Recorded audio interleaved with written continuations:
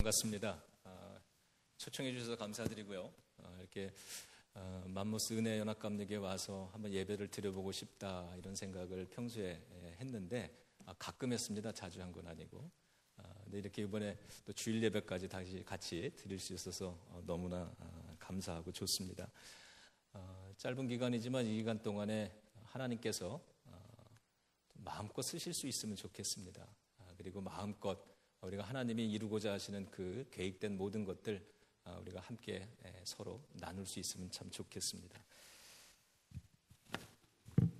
우리 예수님께서는 성경은 그렇게 얘기하죠. 하나님은 신령과 진정으로 예배하는 자들을 찾으신다. 그리고 두세 사람이 내 이름으로 모인 곳에 그곳에 나도 함께 한다. 이렇게 약속을 해주십니다. 오늘 우리가 주님의 이름으로 모인 줄로 믿습니다. 이건 사실입니다. 그리고 우리가 말씀을 갈급한 그런 마음으로 이곳에 왔기 때문에 우리의 심령을 하나님 앞에 더욱 온전하게 열고 드리는 그러한 예배자로 세워진다면 반드시 지금 이 시간에 성령님이 우리와 함께 하시는 줄로 믿습니다. 여러분 잘 아시는 빌 게이츠의 이야기 하나 좀 그렇게 시작하도록 하겠습니다. 마이크로소프트의 창립자인 빌 게이츠가 쓴 11 Principles to Youth Given 이런 책이 있습니다. 한국말로 번역을 해보자면 청소년들에게 주는 11가지 성공의 원리들 이럴 수 있는데 여러분 제가 그 11가지를 짤막짤막하게 설명을 좀 해드릴 테니까 이것을 들으시면서 혹시 여러분들이 모르는 이야기가 있는지 또 어떤 새로운 이야기가 있는지 획기적인 내용이 있는지 한번 들어보시기 바랍니다.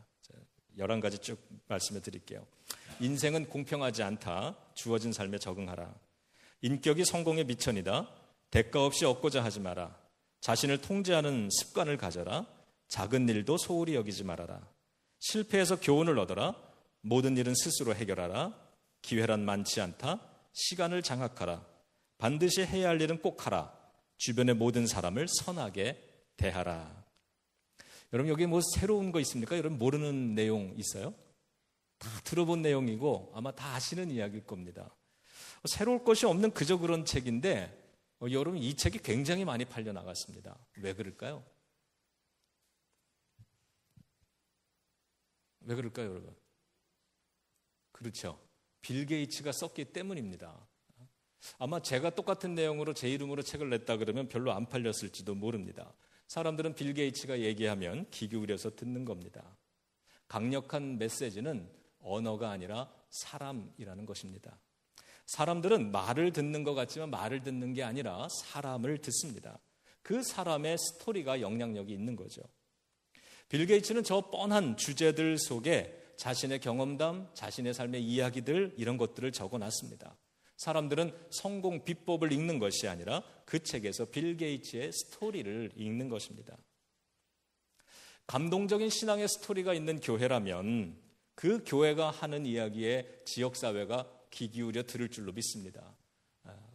그러한 은혜 연합감리 교회가 되기를 주님의 이름으로 축원합니다. 여기 혹시 다른 교회에서 오신 분들 계세요? 안 계시군요. 저는 몇 분 계시는데요. 저는 이런 얘기 하는데 아멘들을 안 하시길래 다 옆 동네, 옆 교회 사람들인 줄 알고 깜짝 놀랐습니다. 아니 축복을 하는데도 아멘을 안 하는 참 신기한 교회네요. 자, 그러한 교회 되기를 주님의 이름으로 축원합니다.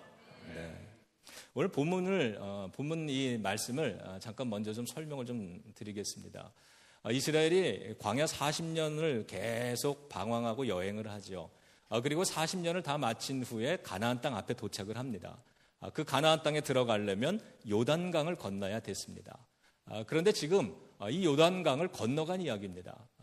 하나님의 명령을 따라서 이 여호수아가 이 장로들에게 명령하죠. 그래서 장로들이 앞장서고 이 법궤를 메고 제사장들이 법궤를 메고 그 뒤에 백성들이 따라가고 그래서 그 법궤를 맨 제사장들의 발이 그 요단강물에 담겨질 때 강물이 갈라졌다라고 하는 이야기죠.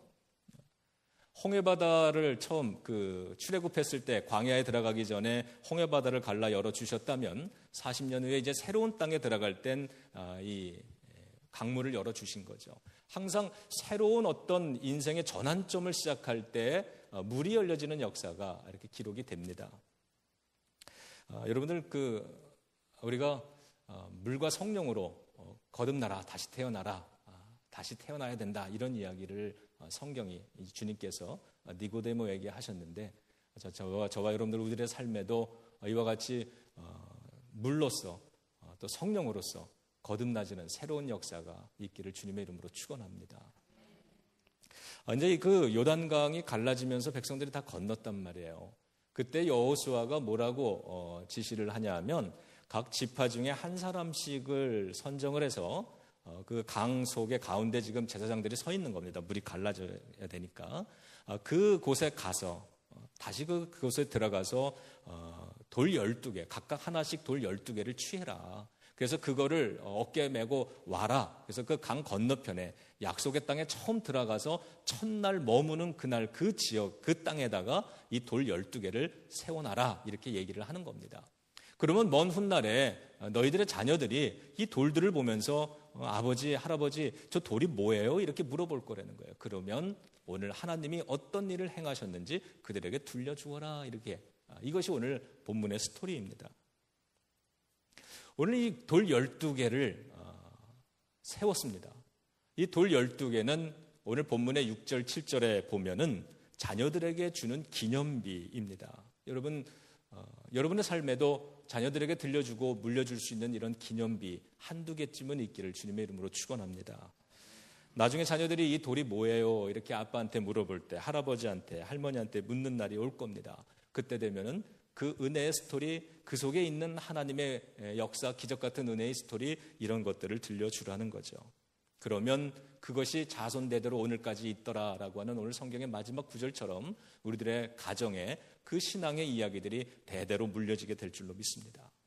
여러분, 단순한 돈 12개입니다. 그냥 강 바닥에서 이렇게 주워 왔으니까 조금 다른 돌들하고 좀 어떤 특이한 차이점은 있을지 모르겠지만 그냥 돌 12입니다. 단순한 돌 12개지만 그것에 스토리가 담겨지면 기념비가 되는 거죠. 우리의 인생이 단순한 인생 같지만 그것에 믿음이 담겨지면, 스토리가 담겨지면 위대한 예화가 되는 것입니다. 여러분, 설교할 때마다 들려지는 아주 좋은 예화가 되기를 바랍니다. 제가 가끔 그런 얘기를 합니다. 제가 이게 설교를 이렇게 하다 보면 어디 예화 이런 것들을 책에서 이렇게 가져다가 쓰기도 하지만 많은 경우에는 제 주변에 있는 이야기들을 합니다. 제가 만난 사람들, 우리 교회를 같이 신앙생활하는 우리 교인들, 이런 이야기를 하는데, 오늘도 제가 저녁에 이 설교를 하면서 우리 교인분들, 제 주변에 있는 사람들 이야기 몇 개를 나눌 겁니다. 그러면서 가끔 생각해 보는 건 제가 이렇게 드리는 좋은 예화도 있지만 나쁜 예화도 있습니다. 여러분, 우리 김일영 목사님의 설교에 좋은 예화가 되시기를 바랍니다. 그러나 나쁜 예화는 되지 마세요. 어디 가서 제가 저처럼 이렇게 다른 교회 가서 이렇게 제가 설교를 하는데 아주 나쁜 신앙인의 모범 케이스로 내가 아는 누군가의 이야기를 한다면, 그렇게 어디 가서 다른 사람이 나쁜 목사의 예를 정성호를 들어서 하게 된다면 얼마나 이게 슬픈 일입니까? 우리 옆에 분 좀 축복하면서 이렇게 좀 인사하시죠. 좋은 예화가 됩시다. 이렇게요. 좋은 예화가 됩시다. 마가복음 14장에 보면 옷값을 깨트린 여인의 이야기 나오는 거 잘 아시죠?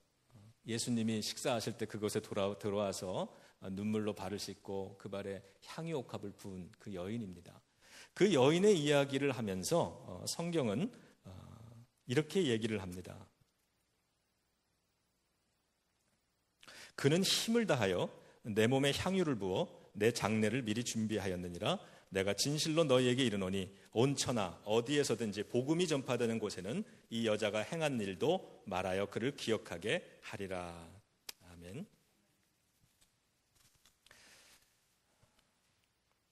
그 창세기 5장에 나오는 또 5장 창세기에 나오는 제가 3명의 아버지의 이야기들을 함께 좀 나누도록, 그리고 오늘 본문의 말씀으로 좀 들어갈게요. 창세기 5장에 보면은 이런 이야기로 처음부터 끝까지 이런 이야기만 있습니다. 누가 누구를 낳고 몇 살에 죽었다. 그리고 그 뒷구절은 누가 누구를 낳고 몇 살에 죽었다. 이런 이야기들이 계속 창세기 5장 전체에 담겨져 있습니다. 여러분 이게 뭔가요? 누가 몇 살에 태어나서 자녀 누구누구를 낳고 몇 살에 죽었다. 이거는 그레이브스톤입니다.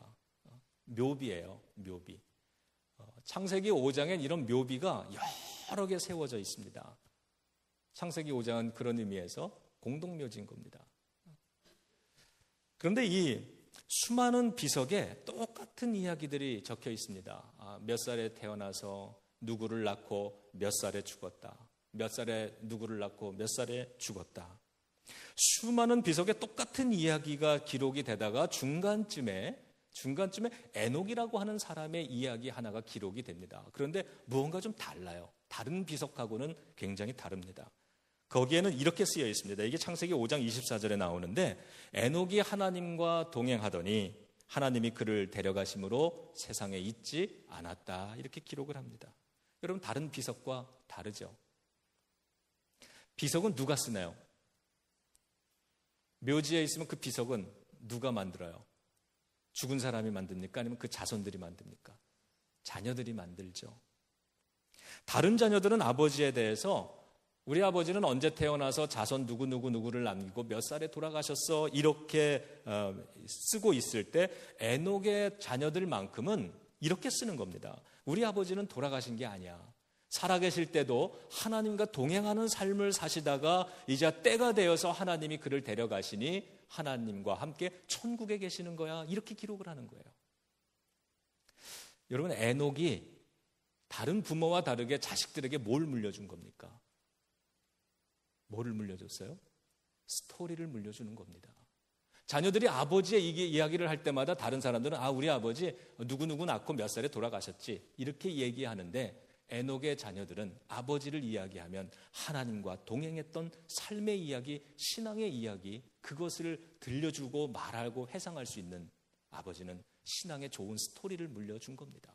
그러니까 이 에녹도 참 훌륭한 사람이지만 그 자녀들, 그 아버지의 스토리를 물려받고 그것을 오늘 함께 나눌 수 있는 이 자녀들도 참 훌륭한 인물이라고 생각이 됩니다. 여러분 훌륭한 가정에는 무엇이 있습니까? 훌륭한 좋은 스토리들이 있는 것입니다.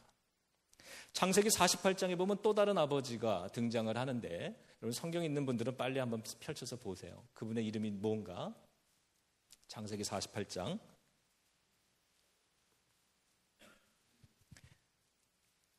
누구죠? 야곱입니다. 이제 야곱이 나이가 많이 들었습니다. 그리고 병이 들었어요.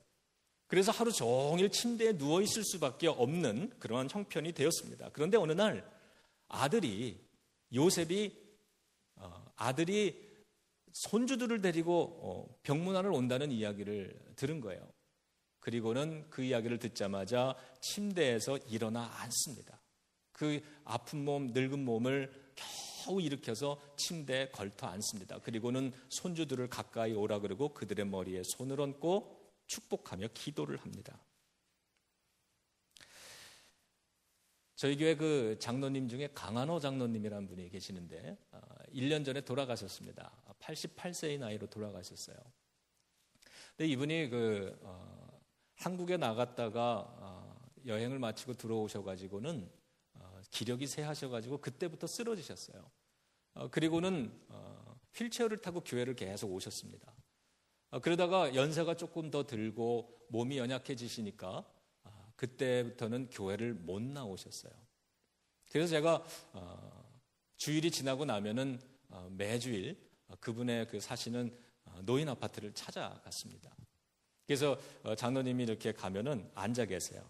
앉아 계시면 장로님하고 같이 기도하고 그분이 좋아하던 찬송가 같이 부르고 그리고 그때 치매기가 조금 온다고 가족들이 걱정을 해서 성경을 읽게 했어요. 장로님 성경 이것 좀 크게 읽어보세요. 그러면 또박또박 우렁차게 읽으시고 찬송도 같이 부르고 워낙에 그 음악을 하셨던 분이라 찬양을 참 좋아하셨거든요. 그런데 그렇게 1년이 지나고 2년이 됐는데 그때부터는 앉아 계시지를 못하고 가면은 누워 계셨어요.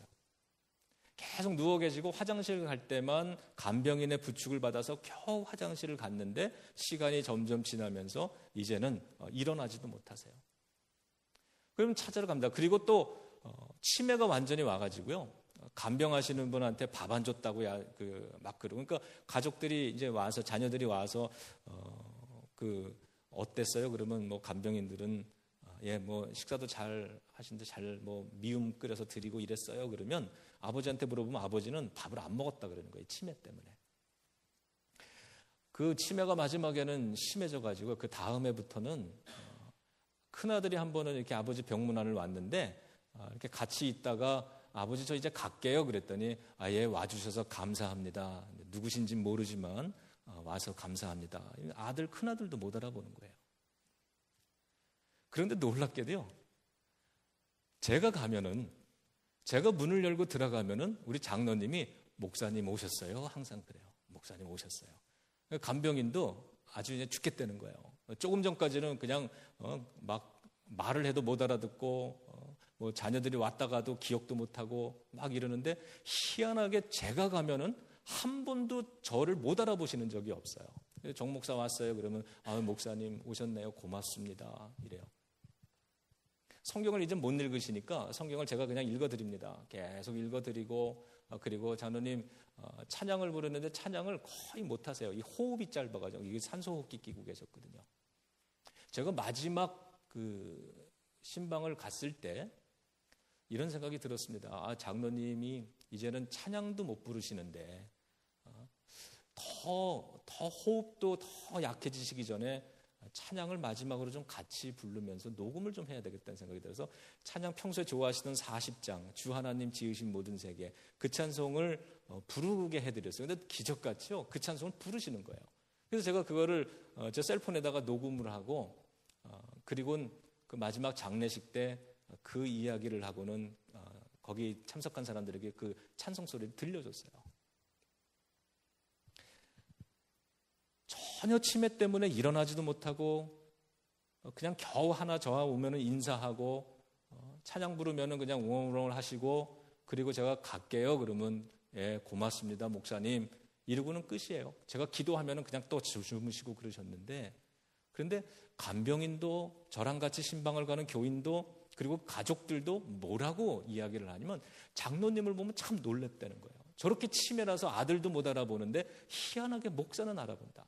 제가 좋은 목사라서 알아보는 게 아니라 장로님이 평생을 사시면서 목사를 어떤 자세로 대했는지 교회를 예배를 어떤 자세로 대하고 하나님을 어떻게 공경하는 마음으로 살으셨는지가 언제 나타나냐면 마지막 돌아가실 때 의식이 없는 그런 치매의 상황에서 나타나는 겁니다. 여러분 놀랍지 않으세요? 이게 바로 이런 목사를 가진 그런 장로님의 이야기를 가지고 있는 목사 얼마나 행복하겠습니까? 그런 장로님을 가지고 있는 교회 얼마나 큰 축복입니까? 누워 계시다가 일어나 앉는 것 굉장히 힘든 겁니다. 제가 장로님을 보니까 일어난다는 것, 돌아가시기 전에 자리에서 일어난다는 것은 거의 불가능한 일이에요. 그런데 오늘 야곱은 누워 있다가 일어났다는 거예요. 아픈 몸을 기력도 없는 몸을 일으켜서 앉습니다. 왜 앉습니까? 손주들을 축복하려고. 신앙의 권위를 그 축복을 자녀들에게 주고 싶어서 일어나 앉는 이 아버지의 모습이죠. 여러분 창세기 48장 2절 찾으셔서 한번 읽어보시기 바랍니다. 제가 가지고 있는 성경하고 여러분이 가지고 있는 성경 번역이 조금 다른 것 같은데 제가 시작 그러면 여러분 가지고 있는 성경으로 좀 크게 읽어보시기 바랍니다. 자, 48장 2절 다 찾으셨어요? 네, 크게 읽습니다. 시작.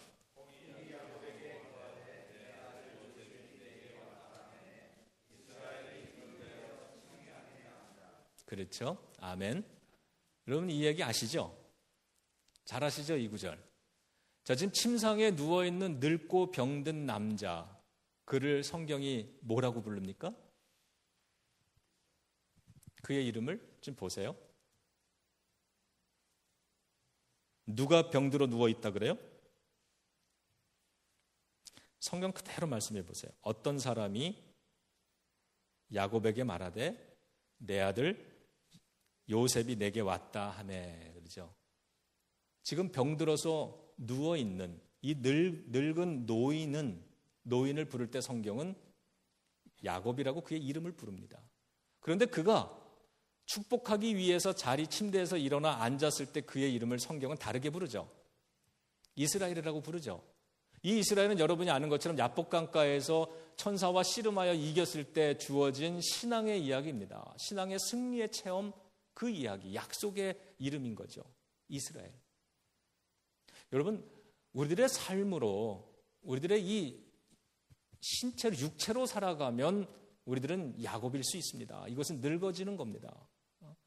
이것으로 때로는 어떤 사람은 조금 이루기도 하고 어떤 사람은 조금 더 이루기도 하고 이러면서 사는 건데, 오늘 성경이 우리들에게 말하는 것은 우리가 야곱으로 살아가는 것이 아니라 이스라엘로 살아가야 된다는 거죠. 여러분, 야곱에 대한 이야기만 물려주는 게 아니라 이스라엘 된 부모의 이야기를 물려줄 수 있기를 주님의 이름으로 축원합니다. 제 일대, 제가 우리 교회에 저희 아까 말씀 들어보니까 장로님 기도하는 거 들어보니까 우리 교회하고 히스토리가 거의 비슷한 것 같아요. 저희 교회 제가 3대째 목사입니다. 앞에 계신 두 분 목사님이 장기 목회를 다 하셨어요. 한 12년씩을 하셨어요. 저도 지금 11년째 목회를 하고 있는데 저는 우리 교회인들이 참 좋은 교회라고 생각을 합니다. 저 같은 목사도 부족함이 많은데 12년 동안 함께 이렇게 신앙생활을 해주는 그런 좋은 교회라 생각을 합니다. 근데 그 일대 목사님이 얼마 전에 돌아가셨어요. 근데 이분이 그 혈액암 같은 병을 앓고 계셨는데, 그래서 이렇게 교회 행사가 있을 때 초청하면은 겨우 오셔서 축복기도 해주고 이러고 가시고 그러셨거든요. 그런데 몇 년 전에 굉장히 큰 위기가 와가지고 그때 돌아가실 줄 알았는데, 그때 그 동료 친구 목사님들 이런 분들이 많이 가셔서 기도해 주시고 그랬는데, 그때 힘을 얻으셔가지고 몇 년을 더 사셨어요. 근데 얼마 전에 자녀분들에게 연락이 왔습니다. 이제 아버지가 돌아가실 것 같다고. 병원에서 의사들이 이제 하루 이틀이면 돌아가실 테니까 마지막 준비를 하라, 이런 얘기를 했대요. 그래서 그 연락을 이렇게 온 겁니다. 그리고 아버지 이제 돌아가시면 장례식 어떻게 할 것인가 이런 걸 의논하기 위해서 찾아온 거예요. 그래서 그 연락을 받고 우리 그 일대 목사님 때 같이 섬겼던 교인 가정들 두 가정을 함께 모시고 그 목사님을 찾아갔어요. 침대에 누워 계시는데 빼짝 말라가지고 계세요. 말을 하시는데 못 알아듣겠어요. 힘이 없고 웅얼웅얼 이러셔서. 그래서 그분하고 뭐 짧게 한 5분 정도 이야기를 나누니까 그 따님이 들어와서 이제 아버지 쉬셔야 되니까 목사님 우리 아버지 위해서 기도하고 이젠 가세요, 이러더라고요. 그래서 제가 목사님을 위해서 기도를 했는데, 기도를 이렇게 하다가 보니까 제가 이 창세기 48장에 이 장면이 떠올랐어요. 그리고 이건 내가 기도할 게 아니라는 생각이 들었습니다. 그래서 기도를 빨리 마치고 목사님께 이렇게 부탁을 드렸어요. 목사님, 저를 위해서, 우리 교회를 위해서 좀 축복 기도해 주세요. 이러곤 그분 누워 계신 침대 옆에 안수기도 하시기 좋게 제가 무릎을 꿇고 이렇게 앉았습니다. 그런데 목사님이 침대에서 일어나 앉으시는 거예요. 그리고는 그 침대에서 제 머리 위에 이렇게 손을 얹더니 기도를 하시는데, 아마 그게 마지막 죽을 힘을 다해서 기도한다는 게 그런 것 같아요. 기력이 하나도 없는데 기도를 하기 위해서 몸의 힘을 다 이렇게 끄집어내가지고요, 한마디 한마디씩 기도를 하는데 그 기도가 굉장히 힘이 있었어요. 내용은 이런 거예요. 좀 길게 하셨는데, 정성호 목사님 하나님 축복해 주셔서 목회 잘하게 해달라고, 신실한 목회자에게 해달라고, 그리고 거기에 같이 갔던 우리 권사님들, 집사님들 이름을 쭉 불러가면서 그분들을 축복하고, 마지막으로 우리 워싱턴 제일연합 감리교회 하나님, 정말 하나님 잘 섬기는 신실한 교회, 그러한 성도가 되게 해달라고 마지막으로 축복기도 하시고, 그리고 나서 그 다다음 날인가 며칠 있다가 돌아가셨어요. 저는 그분의 이야기, 그 모습을 이렇게 보면서 내가 앞으로 저분처럼 목회를 하다가 마지막에 가면 참 좋겠다, 이런 마음이 들었습니다. 그리고 나도 그 목사님이 나에게 물려주셨던 이런 좋은 이런 그 삶의 이야기, 추억들을 나도 갖고 있다가 나도 우리 후배 목사에게 이런 걸 좀 물려주고 죽을 수 있는 그런 사람이 돼야 되겠구나 이런 생각을 하고 역시 그분의 그 스토리를 우리 장례식 때 또 같이 나누었습니다. 창세기 19장에는요 이제 세 번째 아버지가 등장을 합니다. 그의 이름은 롯입니다. 롯은 여러분 아는 것처럼 소돔과 고모라에서 살던 사람이에요.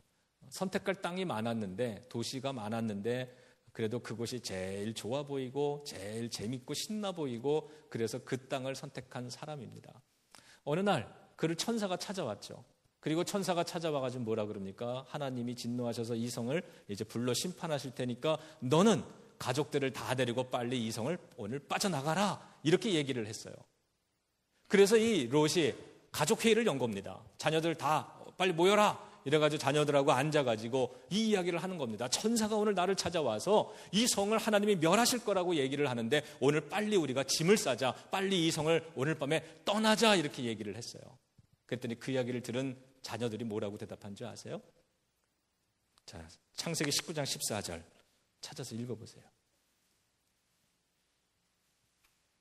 창세기 19장 14절.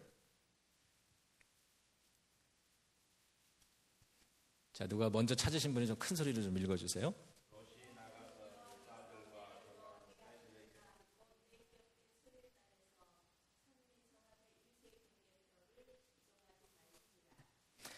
죄송합니다. 제가 잘못 가르쳐 드렸는지 읽으신 분이 잘못 읽으셨는지.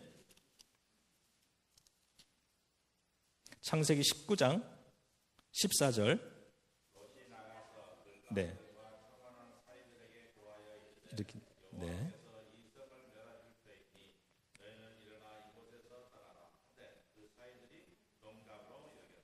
사위들이 어떻게 얘기해요? 농담으로 여겼더라. 자, 아버지가 가족회의를 열고선 신앙적인 이야기를 한 거예요. 그랬더니 자녀들이 이렇게 대답하는 겁니다. 아버지, 왜 그러세요? 안 어울려요? 이상해요? 농담하지 마세요. 장난하지 마세요. 이렇게 얘기하는 거예요. 얘들아, 기도하자. 이러니까 자녀들이 그럽니다. 사람이 죽을 때가 오면 평소 안 하던 짓을 한다던데 아버지 무슨 일이 있으셨어요? 이렇게. 여러분, 가정에서요, 자녀들이 크면은 하기 어렵겠지만 혹시 어린 자녀를 가지고 계신 부모님들은 잠자기 전에 아이들을 꼭 불러서 축복기도 해줄 수 있는 영적인 권위를 세우시기를 바랍니다. 아버지가 자녀들 모아서 천사가 왔다, 하나님이 이 성을 싫어하신다, 죄를 지으면 안 되겠다, 도망가자, 새로운 우리는 이 성을 떠나야 되겠다 그랬더니 농담하는 줄 아는 거예요. 농담하는 줄. 신앙적인 권위가 세워지질 않는 겁니다. 여러분, 주일 예배를 이제 마치고 집으로 돌아가는 차 안에 뒤에 가족, 자녀들을 태우고 갑니다. 엄마, 아빠가 앞에 운전하고 가면서 얘기를 합니다.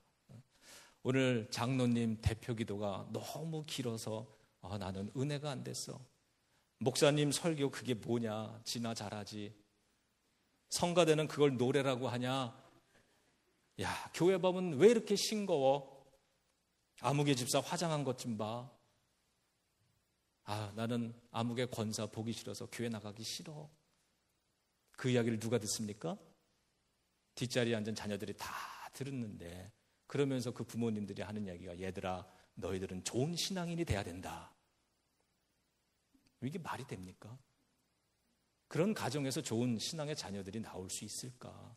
모르죠. 부모, 자식들이 있다가 나는 커서 저 아버지, 엄마처럼 교회 안 다닐 거야. 이런 각오를 세우면 훌륭한 신앙인이 될지 모르죠. 여러분, 좋은 스토리 물려주시기를 주님의 이름으로 축원합니다. 자, 오늘 본문에 보면 오늘 본문을 통해서 인생의 스토리를 그러면 어떻게 만들어 갈 것인가 4가지를 살펴보겠습니다. 첫 번째는 완수하라. 두 번째는 굳건하라. 세 번째는 스토리를 심어라. 그리고 네 번째는 기꺼이 수고하라입니다. 여러분, 1절에 보면 이렇게 얘기합니다. 그 모든 백성이 요단을 건너가기를 마침에 그랬습니다. 이제 이스라엘 백성들이 그 요단강을 다 건너갔다는 거예요. 광야 40년을 다 지나고 요단강을 드디어 건너갔습니다. 긴 고난의 땅 광야, 인내의 시기 40년을 다 보내고 이제 요단강 건너가기를 다 마치는 거죠. 건너가기를 마쳤더라. 여러분, 마치는 게 중요합니다. 주어진 일을 완수했다는 거죠. 저를 따라해 보시죠. 미완성에는 감동이 없다. 미완성에는 기적도 없다. 여러분, 기도도 하다 말지 마시고요. 끝까지 하시기 바랍니다. 맡겨진 사역이 있다면 하다가 그만두지 마시고 끝까지 하시기를 바랍니다. 성경 공부 참여했으면 여러 가지 사정이 있더라도 끝까지 하시기 바랍니다. 하다가 마는 것에는 감동도 없고요. 기적도 없습니다. 하다가만 기도에 하나님이 기적을 내려주셨다 이런 얘기 들어본 적 있습니까? 10년 전에 저희 교회에 금요일에는 중고등부 학생들이 모이니까 우리 집사님들이 모여서 저녁에 밥을 해서 먹였어요. 그리고 그 다음날 토요일 날은 한글 학교가 있으니까 모여서 또 점심밥을 해서 먹였습니다. 그 다음날 주일날이 되면은 친교 식사를 만들어서 또 먹었습니다. 그리고 그날 저녁이 되면은 예배 후에 축구를 막 하고 그리고 교인들이 저녁밥을 또 지어서 먹었습니다. 그래서 제가 어느 날 그 모습들을 이렇게 보면서 너무 밥해 먹는 걸로 분주하길래 제가 이런 말씀을 좀 드렸어요. 교회는 우리가 밥을 해서 우리가 먹는 게 아니라 우리가 밥을 해서 남을 먹이는 거다. 그러니 우리 남을 먹입시다. 그리고 그때부터 무숙자 급식 사역을 시작을 했어요. 숲키친이라고 이름을 졌어요. 그래서 교인분들이 밥을 만들면 우리가 먹는 게 아니라 그걸 가지고 우리 가까운 DC에 나가서 DC의 홈리스 피플들을 위해서 그걸 피딩하기 시작을 했어요. 참 보람된데 그런데 여러분 이게 얼마나 이민생활하면서 힘든지 모르죠. 그것도 한 40분 이렇게 차 타고 가서 DC에서 그거를 나눠준다는 게 쉽지가 않았을 겁니다. 여름에도 겨울에도. 이렇게 쭉 하다가 중간에 쉬었어요. 우리 교인분들이 못하겠대요. 바빠서 못하고 힘들어서 못하고. 그래서 한 2년인가를 쉬었습니다.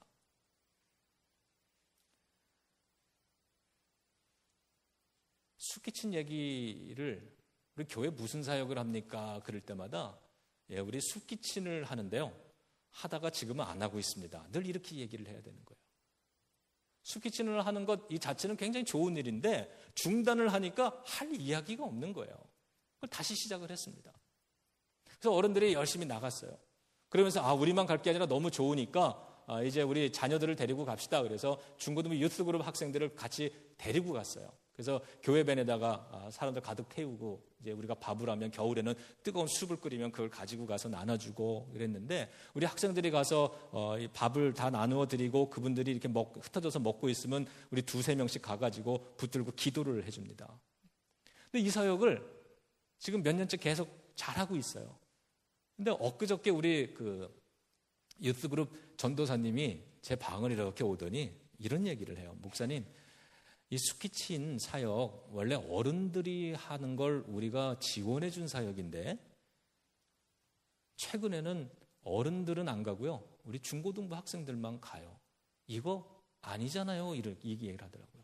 근데 제가 되게 부끄러웠어요. 그래가지고 우리 임원들이 모인 자리에서 리더십들에게 그 이야기를 했습니다. 우리 유스그룹 전도사님이 이런 이야기를 하는데 이거 조금 아닌 것 같습니다. 내가 너무 부끄러웠습니다.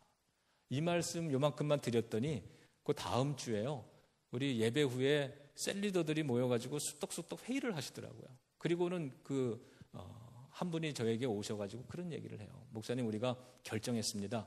이제부터 숲키친은 셀별로 돌아가면서 참여를 하기로 했습니다. 그래서 제가 너무 고맙다 그랬어요. 그런 주일날 그 광고를 냈습니다. 그리고는 또 하나 이런 얘기를 하는 거예요. 우리가 회의하는 김에 매 주일 예배가 끝나면 셀별로 우리 한인 지역사회에 들어가서 한인타운에 가서 이 마트별로 담당을 정해가지고 우리가 다 흩어져서 매주일 끝나면 전도지를 다시 돌리기로 했습니다. 얼마나 감사한지 몰라요. 사역이 중단됐을 땐 사실은 패배감만 남고 할 이야기가 없는데 이 사역을 다시 시작하고 끝까지 끌어가보자고 다시 힘을 내니까 좋은 이야기들이 나오는 거예요. 여러분, 교회는 이런 좋은 스토리가 참 많아야 좋은 교회라고 생각을 합니다. 내가 원하는 교회의 모습이 얼마나 근사치인가, 이게 좋은 교회를 나쁜 교회를 분별하는 기준이 되면 안 되는 거죠. 그 대신에 하나님이 원하시는 것이 무엇인가, 하나님이 이루기 원하는 뜻에 가장 근사치로 접근하는 교회가 정말 좋은 교회겠죠. 여러분, 맡겨주신 일들 마지막까지 잘 감당해 보시기 바랍니다. 하다가 많은 기도에 기적은 일어나지 않습니다. 실패한 일에서 좋은 스토리는 혹 나올 수 있을지 모르지만 하다가 그만둔 미완성에선 스토리가 나오질 않습니다. 여러분, 혹시 어떤 기도 문제로 오랫동안 기도하시는 분들이 있으면 여러분, 그 기도 포기하지 마시기를 바랍니다. 사역을 하시는데 너무 힘들다, 사정이 바쁘다, 이렇다고 내려놓고 싶으신 분들이 있다면 다시 한번 붙들어 보시기 바랍니다. 믿음의 여정길도 마찬가지예요. 하나님이 부르시는 그날 아침까지도 내가 새벽 제단에 새벽에 나와서 평소처럼 기도하다가 주님이 부르실 때 천국에 가겠다, 이런 각오로 여러분 믿음 생활 하시기를 주님의 이름으로 축원합니다. 그래서 언제 포기하고 언제 그만두는 거예요? 하나님이 이제 됐다라고 말하기 전에 그만두는 게 아니죠. 하나님은 완수하는 인생의 기적을 베푸십니다. 두 번째는 굳건하라입니다. 여러분 3절 찾아서 다시 한번 좀 읽겠습니다. 자, 오늘 본문 3절 스크린에 떴는데요. 같이 읽습니다. 시작.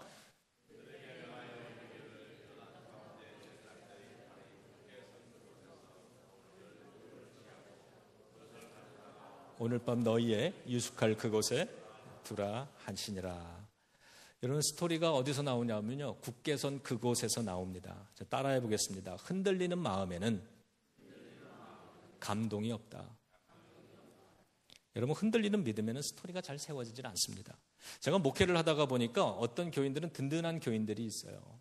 제가 한동안 전화 못 드려도 이야기 나눌 기회가 좀 없어도 바쁘니까 그래도 마음이 든든한 그런 교인들이 있는데, 어떤 교인들은 보면은 늘 불안한 교인들이 있어요. 목사님도 그러지 않으세요? 그분을 보면은 늘 흔들리기 때문에 그래요. 그러면 다른 교인들이 가가지고 신방도 하고 전화도 하고 자꾸 달랩니다. 그래가지고 또 붙잡아 놔요. 그럼 계절이 바뀌면 한 번씩 또 흔들려요. 소문이 들리죠. 또 교회를 옮기고 싶어 한다. 그러면 우리 교인들이 또 난리가 나가지고 또 가가지고 또 달래주고, 제가요 얼마 전에 그러지 말라 그랬어요. 아이고, 그분한테 그 진 다 빼고 그 에너지 차라리 밖에 나가서 전도하는 데 쓰세요. 그랬어요. 흔들리는 믿으면 역사가 일어날 수가 없습니다. 흔들리는 마음, 여러분, 그렇게 흔들리는 교인을 목사가 어떻게 씁니까? 하나님의 일을 어떻게 맡겨줍니까? 목사도 못 쓰는 사람을 하나님이 쓰실까? 여호수아가 백성들에게 말하기를 요단 가운데 제사장의 발이 굳게 선 그곳에서 12개를 택하여서 그것을 가져오라고 시킵니다. 이 돌이 기념비라 그랬죠? 이 기념비엔 스토리가 담겨져 있는 겁니다. 그런데 이 스토리가 없으면 그냥 돌멩이잖아요. 그 돌멩이를, 하나의 그냥 돌멩이를 작가가 여기에 이 조각을 해서 스토리를 담으면 그게 작품이 되는 것처럼 우리 인생에도 스토리를 담을 때 그래서 하나님의 조각품이 되고 하나님의 작품이 되는 거죠. 기념비. 스토리가 담긴 돌을 가져오는데 아무 돌이나 갖다 놓는다고 되는 게 아니라, 지금 여호수아가 어디에서 그 돌을 가져오라 그랬어요? 요단강 제사장의 발이 굳게 서 있는 그 자리에서 가져오는 겁니다. 믿음에 흔들리지 않는 역사를 세우는 인생의 자리에서 이 돌이, 기념비가 선택되어지는 거죠.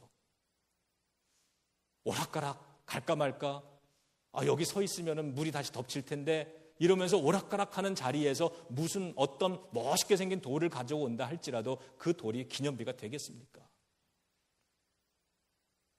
그 현장에서 가져오는 믿음이 세워지는, 굳건한 믿음이 보여지는 세워지는 그 자리에서, 현장에서 가져오는 돌이어야 한다. 제사장이 굳건히 서 있는 그 자리. 여러분, 은혜교회가 그 기적의 현장이 되기를 주님의 이름으로 축원합니다. 역시 다른 교회에서 오신 교인들이 많으신 것 같은데, 이 생츄어리가요, 바로 그 굳건한 신앙이 세워져서 스토리의 그 기념비가 선택되어질 수 있는 자리이기를 주님의 이름으로 축원합니다. 여러분, 이 교회만이 아니라 여러분, 우리들의 가정이 그래야 되고 우리들의 속회, 소그룹들이 그래야 되죠. 그 속회가 그런 기적의 자리, 함께 기도하고 기적의 역사가 일어나고, 아픈 교인들을 붙잡고 이 소그룹에서, 속회에서 기도를 했더니 그분들이 힘을 얻어가지고 건강을 되찾았다. 이런 이야기들이 수없이 나오는 그러한 속회가 되어야죠. 예전에 제가 섬기던 그 교회에 부목사로 있던 교회에 그 전설적인 이야기가 있는데 혹시 들으셨나 모르겠어요. 우리 그 목사님이 새로 이제 그 파송을 받아서 그 교회를 가가지고 그 교인들 신방을 쭉 다니잖아요. 그래서 어느 교인 집을 신방을 갔는데, 그래서 이게 그 리빙룸에 소파에 딱 앉았는데 장로님도 계시고 뭐 교인들이 이렇게 중역들 목사님 새로운 목사님 딱 앉았는데 그 집에 있는 딸아이가 막 오더니 여기다 뭘 쫙 펼치고 가더래요. 그게 뭐게요? 화투판을 딱 펼치고 가는 거야. 그러니까 이거 엄마가 당황을 했어요. 그래서 목사님들은 얼마나 창피해요. 새 목사님들. 그래서 야, 너 이거 뭐 하는 짓이야? 이러고서 야단을 쳤더니 이 아이가 그러는 거야. 엄마 왜 그래? 평소에 교인들이 모이면 거기는 화투를 쳤던 거예요. 그래서 아이가 가서 화투를 딱 피면 그러면 집사님, 권사님들이 이거 엄마가 아이고 이 녀석 잘했어 이런 거예요.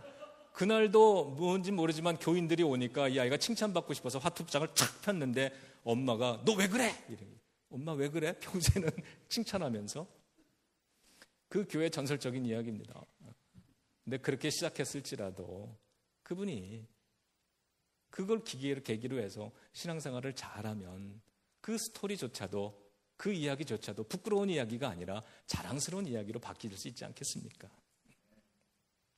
여러분, 그 제사장의 발이 굳게 선 그곳, 믿음이 없으면 서 있을 수 없는 자리들이 분명히 있습니다. 지금 그 제사장들이 서 있는 자리가 그런데 이 성경에 보면 이때가 3대와 보리를 추수할 때라 그랬습니다. 이 요단강이요, 평소에는 물 수심도 얕고 폭도 좁은 강인데 이 추수 때가 되면은 물이 범람을 하는 거예요. 추수 때만 되면. 그래서 이 물이 양이 많아지고 물살이 세게 흘러가니까 거기에 사람들이 이 몸을 담고 수영을 하면서 건너간다는 건 상상할 수 없는 그러한 강이었답니다. 지금 그들이 발을 딛고 있는 땅이 평소처럼 졸졸졸졸 흐르는 그런 시냇물이 아니었다는 겁니다. 물살이 사람을 쓸어 내려갈 만큼 세게 흔들리는 그 흘러내리는 범람한 강물인데 주님이 법궤를 메고 믿음으로 들어가서 발을 담그라 그래서 그대로 했더니 갈라진 거예요. 물살이 빠른 것이 막 오다가 멈춰 쓴 겁니다. 제사장들은 그 강 한가운데 지금 서 있는 겁니다. 여러분, 언제 이 물이 다시 닫힐지 모르잖아요. 하나님을 향한 믿음이 없으면 그 자리 지키고 서 있는 게 참 어렵다는 겁니다. 우리들의 믿음의 자리에 얼마나 자주 흔들립니까마는 시험이 있고 고난이 있고 위기가 있지만 그러나 그 순간에 흔들리는 마음을 붙잡고 하나님이 나를 지켜주셨어. 지금까지 나를 지키신 것처럼 지금도 나를 지켜주시는 걸 나를 믿어. 이런 마음이 있어야만이 그 자리를 지키고 있는 굳건한 발이 되는 거죠. 저와 여러분들 우리들의 삶에 이런 굳건한 믿음이 있을 때 그곳에서 스토리가 세워지는 거죠. 기념비가 될 큰 돌 12, 그 자리에서 가져와야만 했습니다. 우리들의 삶이 바로 이와 같은 12개의 돌이 세워질 수 있는 그런 자리면 참 좋겠습니다. 세 번째로는 스토리를 심어라입니다. 3절 뒷부분을 읽어보면 이렇습니다. 돌 12를 택하여 그것을 가져다가 오늘 밤 너희가 유숙할 그곳에 두게 하라. 저는 이 본문을 읽다가 그곳에 두게 하라라고 하는 이 구절에 마음이 와 닿았습니다. 돌을 세워둬야 될 곳이 어디인가? 그 기념비, 그 스토리를 세워둘 곳이 있는 거예요. 세워둘 곳이 있어야 된다. 여러분, 좋은 스토리를 세우시고요. 그 스토리를 세웠다면 그걸 어디에다 세우는 거예요? 여러분의 가정에 세우시고 여러분의 자녀들의 삶 속에 세우시기를 바라고요. 이 교회 안에다 세우시고 여러분의 속회 모임, 소그룹 모임에다가 세우시기를 바랍니다. 좋은 간증은 교회 속회 모임 속에, 가정 속에, 자녀들 속에 둬야 되는 거죠. 돌은 기적의 현장, 축복의 현장에서 옮겨다가 그들이 그 가나안 땅, 약속의 땅에 40년 만에 들어가서 첫날 밤을 보내는 그 자리에 세워둬야 된다. 다시 말하면 우리가 유숙하는 것, 여러분의 삶의 자리에 그 스토리들, 돌들을, 간증들을 세워놔야 되는 것이다. 그래서 여러분, 좋은 스토리들 인생에 아마 여기 보니까 좋은 스토리들 많이 가지신 분들이 계시는데 그 스토리를 마음속에만 갖고 있지 마시고 그것을 속회 모임 속에서 이야기하시고 여러분의 자녀들을 앉혀놓고 이야기하실 수 있기를 바랍니다. 6절, 7절 자, 또 같이 읽어봅니다. 6절, 7절 시작. 이것이 너희 중에 표징이 되리라.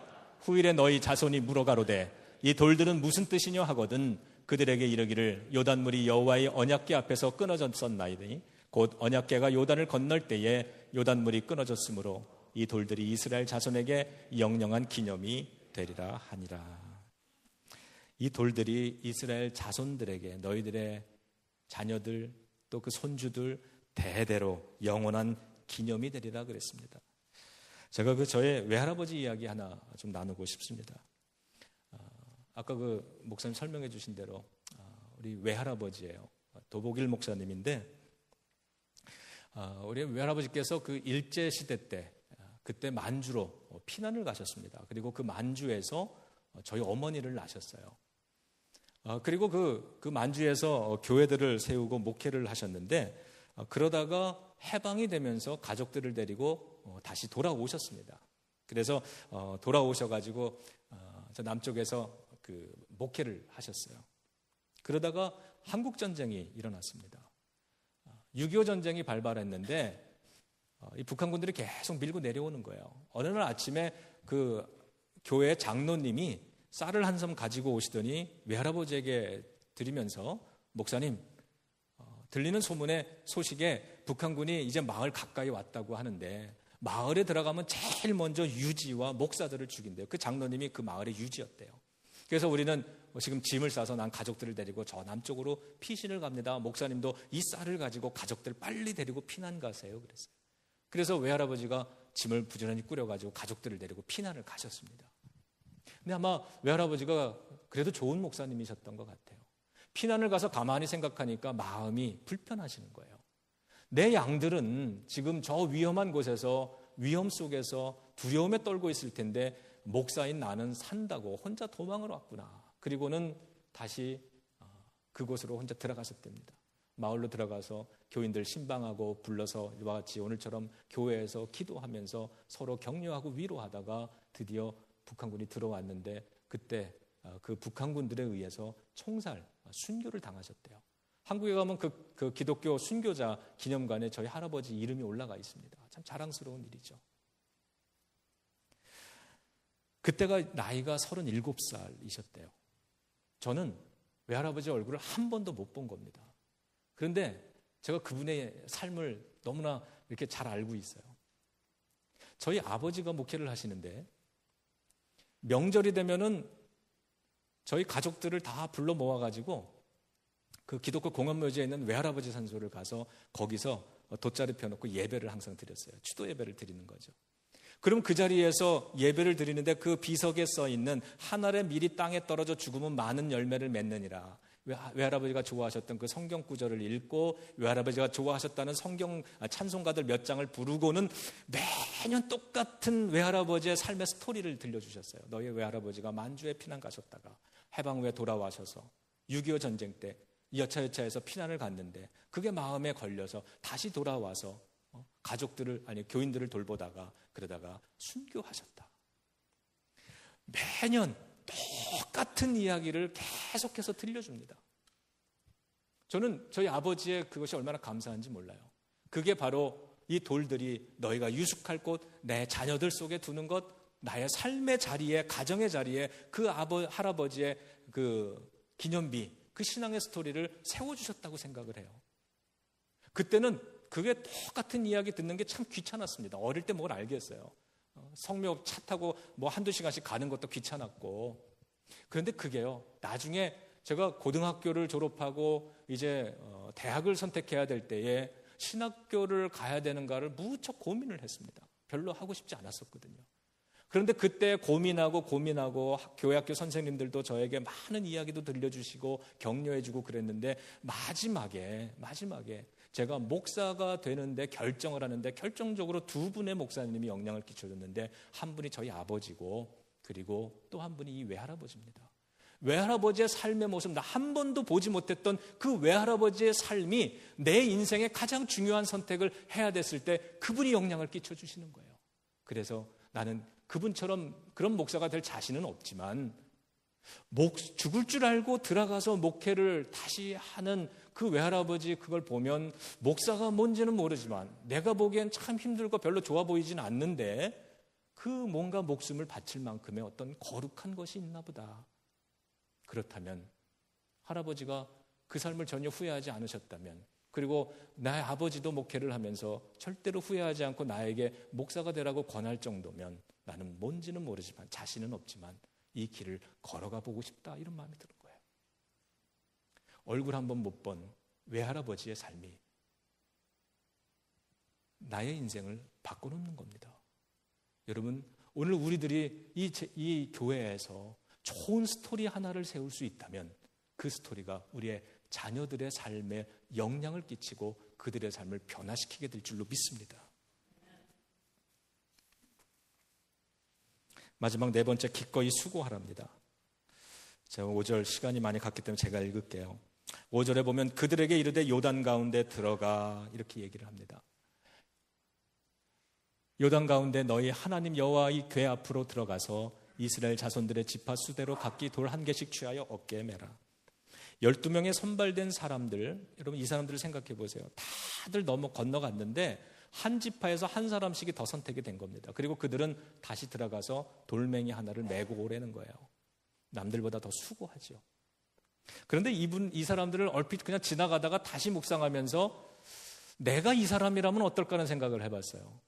남들은 지금 다 건너와서 가슴을 졸였던 가슴, 이 강물이 다칠까봐 막 종종걸음으로 막 건너와가지고 건너편 안전한 땅에 딱 도착을 했는데 가족들 데리고 뭐 짐들 끌고 갈랬으니까 얼마나 힘들었겠어요. 그래서 가족들을 다 데리고 이삿짐 다 짊어지고 겨우 건너왔는데 한 사람씩은 선택이 돼서 다시 돌아가라, 그리고 돌 하나씩 어깨 메고 와라, 그 무거운 수고를 감당해야 됐다는 겁니다. 그런데 가만 보니까 그 사람들이 나중에 이럴 것 같아요. 자녀들이 그 돌들을 보면서 아버지, 할아버지 저 12개 돌이 뭐예요? 그러면 그 선택됐던 12명의 사람들은 남들보다 더 할 얘기가 있을 것 같아요.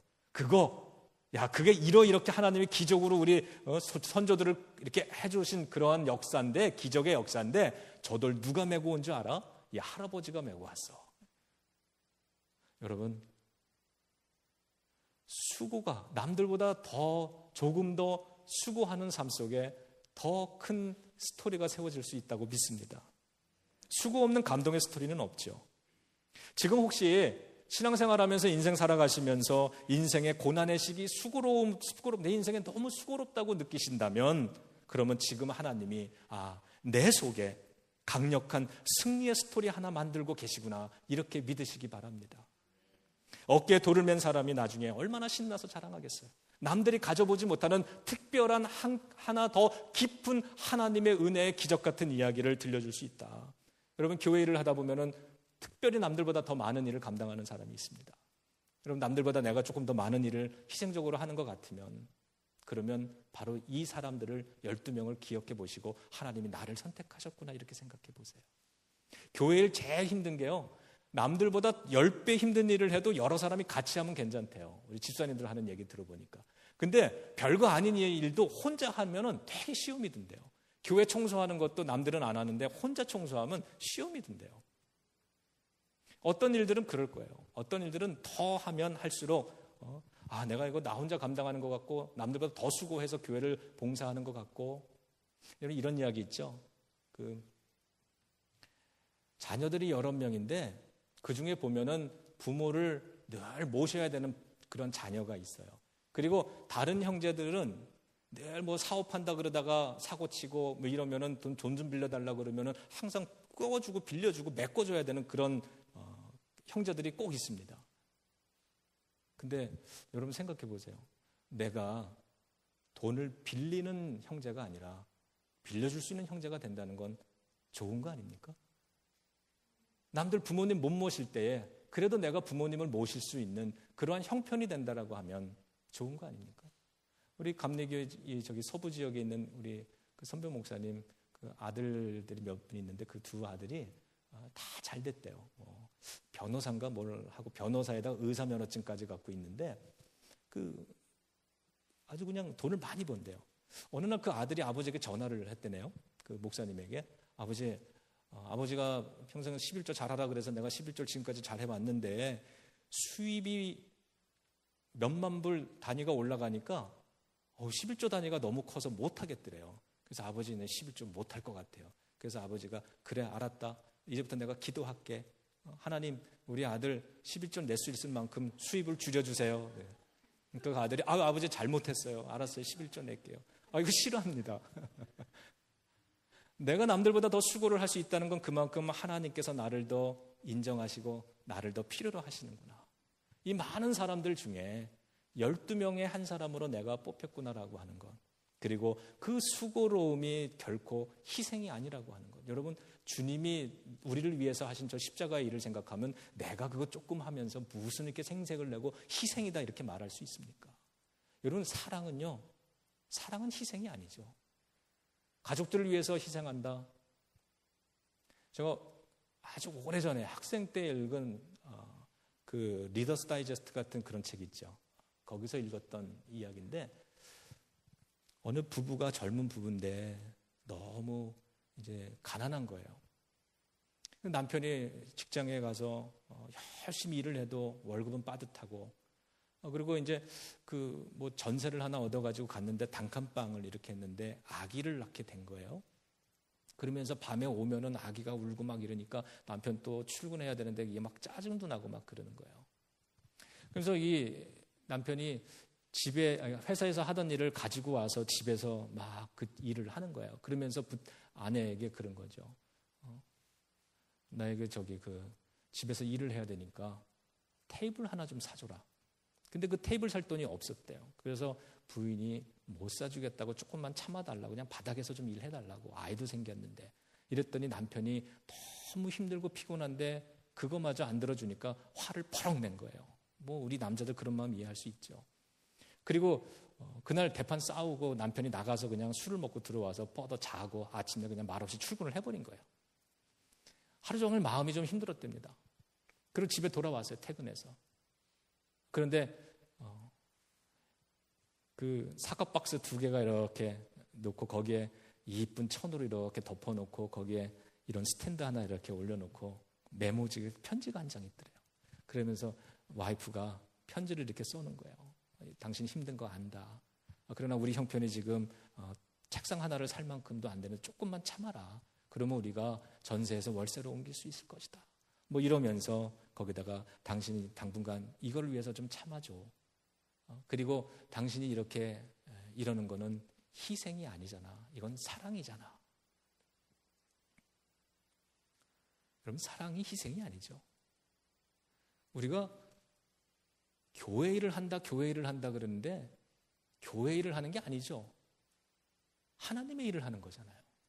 교회 일이라고 생각하면 남들은 안 하는데 왜 내가 해야 돼? 남들은 뭐 하는 거야? 이러면서 똑같이 이민생활 바쁘게 하면서 그러나 저 예수님의 십자가를 보면서 예수님 때문에 주님을 위해서 내가 이 일을 내가 감당하는 거라고 주님을 향한 사랑의 마음을 회복하면 내가 하는 어떤 것도 희생이 될 수 없다고 믿습니다. 그리고 주님이 나에게 조금 더 큰 일을 맡겨주셨다면 하나님이 그 많은 민족들 가운데 많은 백성들 가운데 12명 나를 선택하시는 것 그건 나를 더 믿으신다는 거구나. 나를 더 신뢰하신다는 거구나. 여러분 교회는 능력으로 일하는 곳이 아니죠. 실력으로 일하는 곳이 아닙니다. 어떤 교인들은 정말 능력도 많고요. 일도 잘하고 실력도 좋은 사람인데 그런데 목사가 일이 있어가지고 좀 도와달라고 전화만 하면 목사님 바빠서 안 돼요. unavailable한 사람들이 있습니다. 쓸 수 없는 사람. 너무나 능력은 좋은데 쓸 수 없는 사람. 교회에 그런 사람들이 종종 있습니다. 그런데 조금 배운 건 없는 것 같고 조금 실력도 없는 것 같고 좀 부족한 것 같고 그러지만 제가 전화를 하면 언제나 달려오는 그런 교인들이 있죠. available한 교인입니다. 누구를 쓸 수 있을까? 여러분 혹시 여러분들은 능력이 많고 여러 가지 실력도 있고 그런데 늘 교회가 필요하다 하나님이 필요하다 그러면 여러 가지 바쁜 이유 때문에 불가능한 그런 교인들은 아닌지 아니면 나는 부족하지만 교회가 목사님이 또 하나님이 나에게 일을 필요하다고 전화해서 부탁을 해주면 언제든지 달려가서 부족하지만 그 일을 내가 도울게요 할 수 있는 그러한 가능한 교인들인지 여러분 12명의 사람 남들보다 수고로운 일을 감당했지만 그들의 삶에는 남들보다 더 특별한 은혜와 축복의 스토리가 쌓였다는 것 기억하면서 자, 오늘 마지막 9절 읽고 마치겠습니다. 자, 마지막 9절. 네, 시작. 여호수아가 또 요단 가운데 곧 언약궤를 맨 제사장들의 발이 선 곳에 돌 12를 세웠더니 오늘까지 거기 있더라. 오늘까지 거기 있더라. 여러분 가정에 이와 같은 이야기들이 자녀들을 변화시키고 그 자손들을 귀하게 만들고 신앙의 좋은 훌륭한 가문으로 만들 수 있는 오늘까지 여기 있었더라. 이 교회가 우리 장로님 몇 년이요? 37년? 네. 37년 이제 뭐 40년 되면 역사책도 만드시고 그럴 텐데 앞으로 50년 역사책을 만들고 100년 역사책을 만드는 날이 올 거 아닙니까? 그러한 때 하나님의 그 이 은혜가 여기에도 있더라. 100년 후에 우리 다음 세대들이 그 신앙 이 역사책을 쓰면서 여러분들의 신앙의 이야기를 옮겨 적는 것. 그때 아마 이 체육관 여러분이 이 교육관 아주 잘 지셨는데 보세요. 이걸 짓다가 힘들다고 중단했으면 얼마나 흉물스러웠겠습니까? 한 절반쯤 지고 한쪽 벽이 뻥 뚫려 있다고 생각해 보세요. 동네 사람들이 다니면서 아우 저건 뭐야 흉물이네. 그러나 여러분들이 이 모든 일을 다 마쳤더니 오늘 본문의 첫 구절에 그 백성들이 다 그 일을 완수하매 그런 것처럼 여러분들이 이걸 다 마쳤기 때문에 이 속에서 이제는 이것을 지으면서 아마도 오늘 목사님이 이것을 다 구경을 시켜주셨어요. 그래서 목사님이 하는 이야기를 제가 들으면서 그렇구나 참 귀하다. 우리 성도님들이 그렇게 어려운 가운데 헌금을 다 모아서 이걸 지셨구나. 여러분 이제 아름다운 건물이 아니라 여러분 건물은요 사람을 감동시키지 못합니다. 교회 건물은 감동이 없어요. 그 건물을 세우는 여러분들의 이야기가 감동이 되는 거죠. 저 이것을 건축을 하면서 37년 동안 이 교회를 지켜오시면서 여러분들의 그 이야기들을 이제는 쓰시기 시작해야 됩니다. 여러분 속에 그 헌금을 드리기 위해서 얼마나 여러분이 아프게 이 헌금을 드렸는지 각 가정마다 여러분들의 스토리가 다 있을 텐데 그것을 잘 만드셔서 그래서 그 이야기를 속해해서 나누시고 자녀들에게 들려주시기 바랍니다. 엄마 아빠가 참 어렵게 이민자로 와서 정착하며 살았지만 한 번도 정말 생활비가 모자랄 때도 있었지만 한 번도 11조는 거르지 않았다. 이런 게 스토리가 되는 거 아닙니까? 그 와중에 교회를 건축할 때 정말 눈물로서 더 많은 헌금을 드리지 못하는 그런 아픔이 있었지만 하나님께 과부의 두렙돈을 드리는 것처럼 그리고 이거를 나는 헌금을 많이 하지 못했지만 그러나 내가 기도로서 더 많은 것을 드릴 수 있겠다. 기도의 분량으로 헌금하겠다. 엄마는 새벽 기도마다 나가서 교회 성전 건축을 위해서 열심히 기도했다. 이런 많은 스토리들을 역사책에 담을 수 있다면 오늘 본문의 마지막처럼 그 이야기가 여러분들의 자손들 오늘 여기까지 있었더라. 이러한 은혜가 될 줄로 믿습니다.